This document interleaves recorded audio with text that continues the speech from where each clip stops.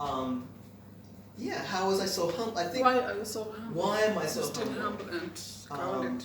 As opposed to being arrogant, I guess because I possess a formal degree, a PhD, right, a doctorate degree.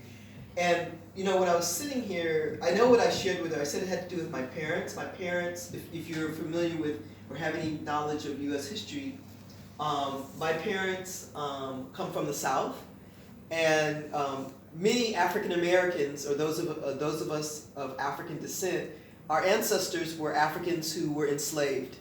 So understanding that these individuals who were taken from their home countries, right? So here I am in South Africa, and people are able to, they're talking about their land, their ancestral land, or their tribal land, or I can't say that.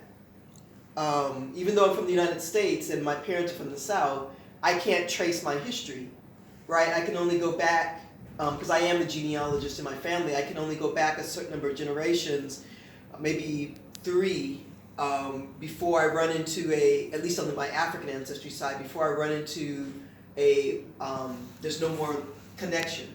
Because when Africans were brought over to the Americas, they didn't necessarily, they didn't necessarily track them in terms of like their family lineage.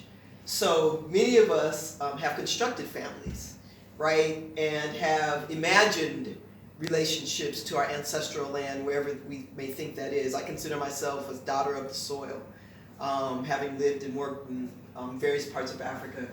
So my relationship or my obligation, I actually call it an obligation. I have a duty and an obligation of a person of African descent to respect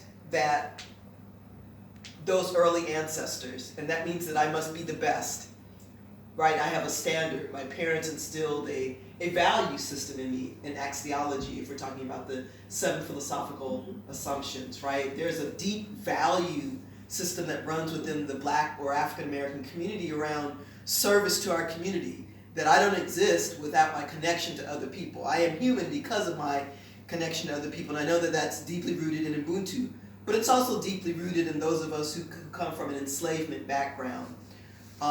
So my humbleness is actually out of respect in terms of those early Africans who made a decision. They chose to survive and to thrive in some of the most, if not some of the most harshest conditions that people have experienced in the world. They made a choice. So if they made